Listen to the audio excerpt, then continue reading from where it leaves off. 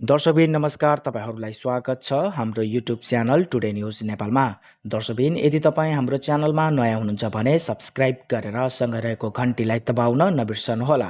कुलमान घिसिङ नेतृत्वको उज्यालो नेपालका 15 जना केन्द्रीय सदस्यले पार्टी त्यागेको औपचारिक घोषणा गरेका छन्।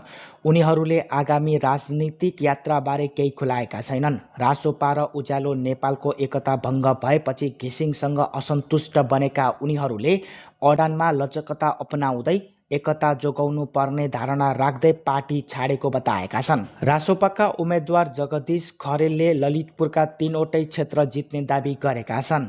उनले भनेका छन्, ललितपुरका 3वटै क्षेत्र जितिन्छ। यो चुनावमा हाम्रो लक्ष्य 150 सिट ल्याउने हो। 140 सिट त पक्का आउँछ।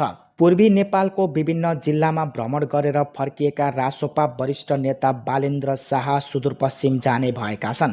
सुदूरपश्चिमका विभिन्न जिल्लामा उनी चुनावी प्रचारमा सहभागी हुने कार्यक्रम छ। चुनावको मनोनयनका लागि झापा पुगेका बालेनले त्यहाँ केही दिन बिताएर फर्किएका थिए। झापाको बसाइबाट उनी उत्साहित बनेको बताइन्छ। सुदूरपश्चिममा बालेन निकट 2 व्यक्तिले उम्मेदवारी दिएका छन्। उनका प्रमुख स्वकीय सचिव भूपदेव शाह अछाम 2बाट र कोर टिम सदस्य केपी खनाल कैलाली 2बाट उम्मेद्वार बनेका छन्। यी दुवै निर्वाचन क्षेत्रलाई प्राथमिकतामा राख्दै बालेन सुदूरपश्चिम जान लागेको बुझिएको छ।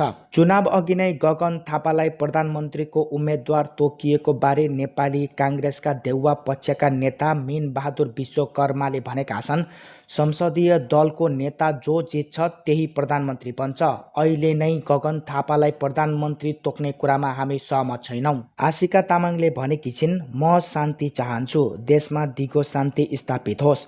म भ्रष्टाचारको अन्त्य चाहन्छु। लुटतन्त्र सधैँका लागि समाप्त होस् र हाम्रो प्राकृतिक सम्पदा सुरक्षित रहोस्। त्रिशुली नदी स्वच्छ भएर निसङ्कोच बग्न पाओस्। हाम्रो पहाड पाका हराभरा र जीवन्त रहन्। त्यसैगरी बालेन शाहले निर्वाचनमा उठेका आफ्ना उम्मेद्वारहरूलाई कुनै पनि विपक्षी दल या नेताहरूलाई गाली गलौज नगर्न निर्देशन दिएका छन्। उनले भनेका छन्, आफ्नो विचार आफ्नो धारणाहरू जनतामाझ राख्नुहोस् र उनीहरूलाई बुझाउनुहोस्। प्रतिद्वन्दी र अरू पार्टीका नेताहरूलाई गाली गरेर आफू ठुलो नहुने र वरिष्ठ नदेखिने भन्दै उनले आफ्नो विचारहरू राख्न भनेका हुन्। सरलाई 4 मा उम्मेदवारी बारे काङ्ग्रेस सभापति गगन थापा भन्छन्, सजिलो छाडेर अप्ठ्यारो रोजेको हुँ। मधेसको नेतृत्व गर्ने प्रयास गरे भने मात्र म नेपालको राष्ट्रिय नेता बन्न सक्छु। रासोपाबाट चुनावमा उठेका सागर ढकाल भन्छन्, गुल्मी 1 मा 70,000 भोट मध्ये 60,000 मत ल्याएर विजय हुन्छु।